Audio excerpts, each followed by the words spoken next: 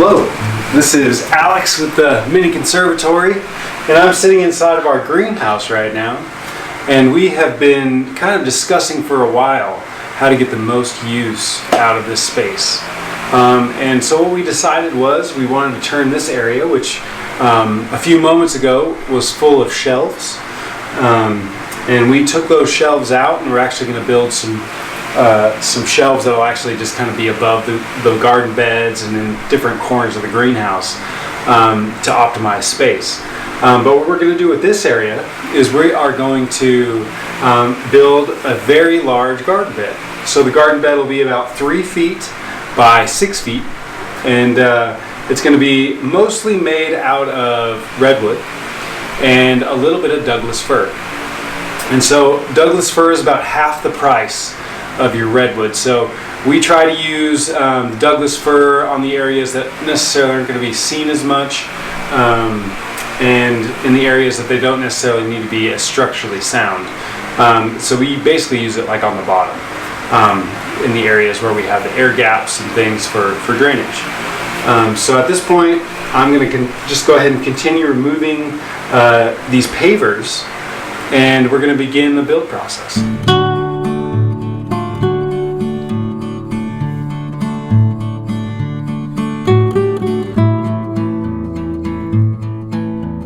Alright, so I got all these pavers moved out of here, and I'm going to take a few measurements just to make sure we get the right dimensions. So we're going to bring this garden bed all the way across here, and it looks like we are right at 6 feet,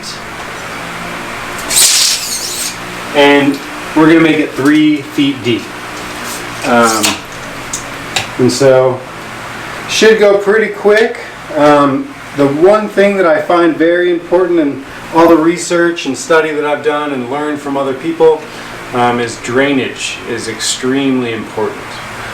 So we're going to emphasize getting enough air underneath this garden bed. And we're going to do that by using some 2x1s, I guess 1x2s. And we're going to put those across here, evenly spaced, and then we're going to put some 2x6s that go the other way. Alright, so I'm here at our chop saw, and we're only going to need a few tools to do this job. You don't necessarily need a chop saw for this. You can use a hand saw, you can use just kind of your regular, any sort of saw that'll cut wood. But we have a chop saw, so it makes it nice and easy. When I originally designed this stand, I designed it so at the end of this point right here, it's exactly 3 feet. So that's all I need to check to make sure I'm right at the end of that, and we're going to start cutting.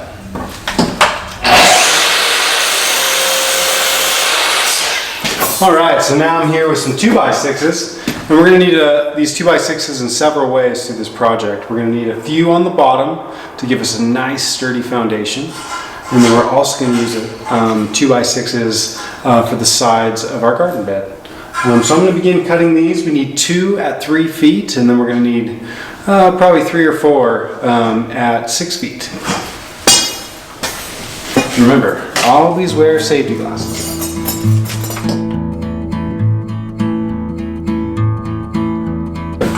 I'm here with a lot of the boards that we got cut, and we have most of our boards ready. But one little trick that I learned along the way was to make these little spacers with scrap wood. It actually makes things usually perfectly symmetrical, as well as a lot faster. So basically all you do is you cut 2 boards the same length. You kind of figure out exactly what your spacing is going to be by adding up these boards in width, and then taking the measurement from this point to that point, you minus the width, and then you divide it by 7. So what we're going to do here, and the reason why there's 7 is because there's 7 gaps. So we're going to take these 2 boards here, and then we're just going to snug that up like that, and we're done. So that's nice and easy. Just want to make sure you don't move this board when you're lining up the next one, of course. And it's just as simple as that. Just keep moving on down the line.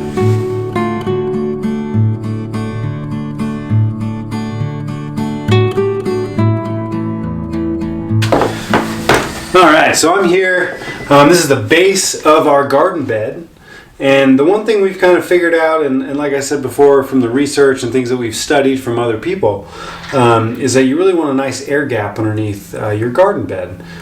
It can be very beneficial as well to have it going straight into the earth. But because this is so close to our house, we want this to not get totally saturated all the time. So having a little air gap will hopefully allow that to breathe a little bit better and not store quite as much water underneath here. So the next step that we're going to be doing, we took a Craig jig and we Craig jigged all these holes here, and we're going to start building the back.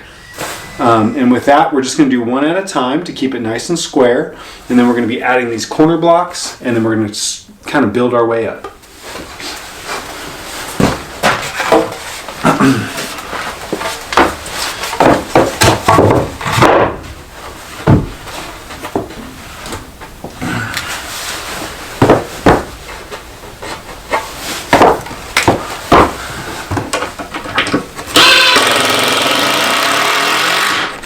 Alright, so this is called a Craig jig, and we use this Craig jig to put holes in these pieces of wood, and it just makes the whole process so much easier because the wood acts as a bracket. So we're going to go ahead and drill a couple of these real quick.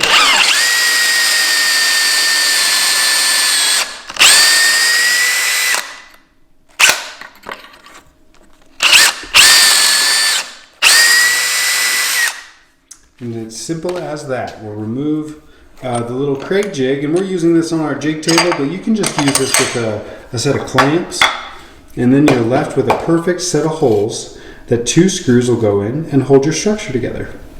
Alright, so I'm here with a few of our corner blocks, and we had just taken these on the Craig jig and screwed these Craig holes.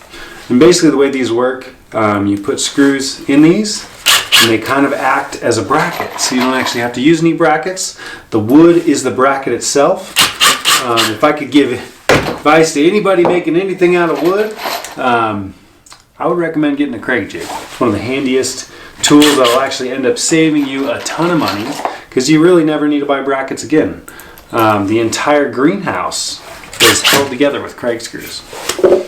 So from here, we're going to take these corner blocks and we're going to place them right here in our corner. So it's a very tight fit, and we're going to go ahead and place a screw in each one of these.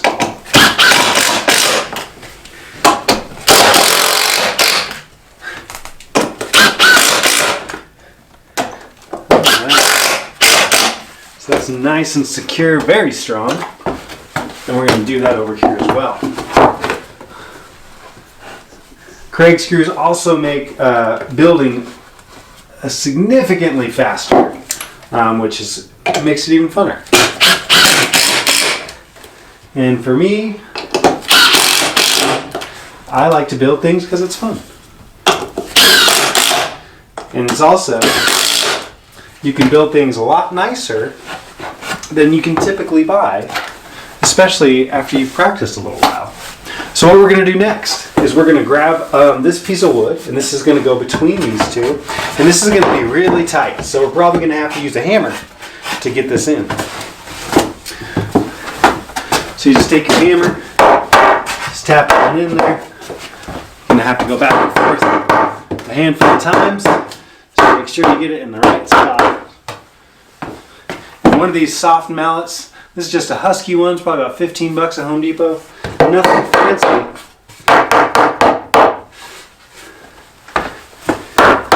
Just going to kind of keep working on it until you just get it just right. And on the back side of this board, we have all these Craig screws. And so these Craig screws are going to screw down and go right into here. It's really nice to use Craig screws on the inside, because a lot of times no one will be able to see how you put it together. Gives you a nice clean look.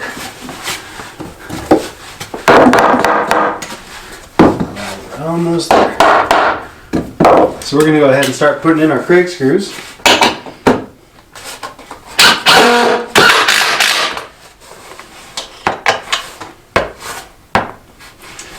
Alright. And I'll usually put in a few, kind of work my way around, make sure I'm nice and square. and then I'll go through and put the rest of them in there. Alright, so we got a few of these side pieces cut out, and we're going to start screwing these in. Same kind of thing, we have it all Craig jigged up. And so these should just fit right in here, hopefully.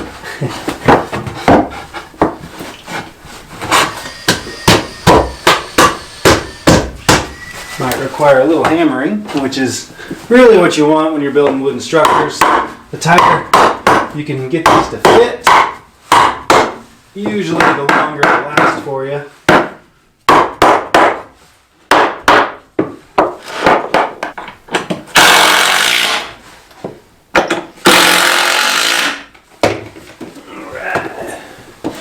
Now we got our other side, so we'll go ahead and get this going, and I'll get this other side all taken care of.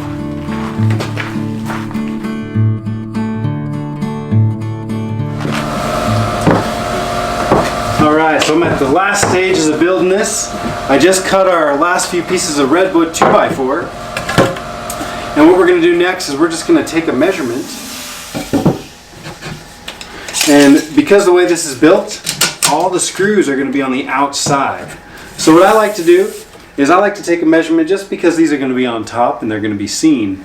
I like to do about an inch or so off the side, and then I'll go about every 6 inches. So go 1, I'll go 7 inches, and then from 7 I'll go 13, 19, 25, and finally our 31. I'm going to go ahead and go around all of the boards, take a quick measurement, and then I'll put a screw hole in each one of these and screw it down. Alright, so I got all of our measurements taken, and now I'm going to go ahead and put these tops on. So we're going to start with our corner piece here. We just want to make sure it's nice and tight. We're going to grab a slightly bigger screw than we've been using, just because it has a nice large top on it. We'll start by just putting one in.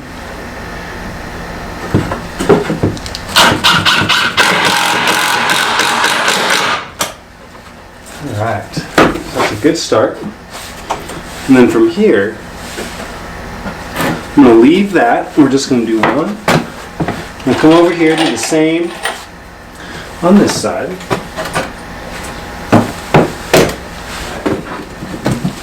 The reason we want to do both of those is just to make sure this is nice and center. So I'll put our middle piece here, make sure it lines up right where we want it. Go ahead and secure this.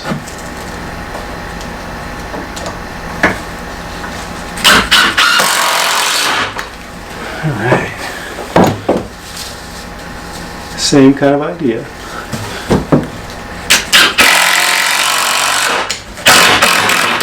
That one moved on me, so I'm going to go ahead and move down. So one way to get a nice tight fit, especially if you have kind of boards moving on you, is to kind of move to the next hole.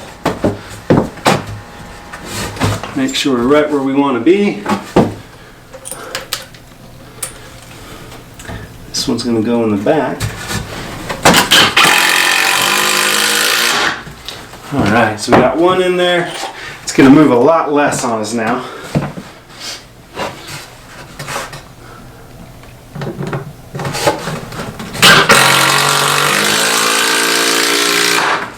Alright. Now I'm going to go around and secure the rest of these.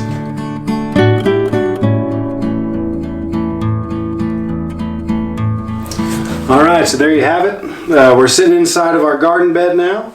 The next step is going to be to put a little bit of chicken wire down here, and then after that it's ready to be filled up with dirt and ready for plants.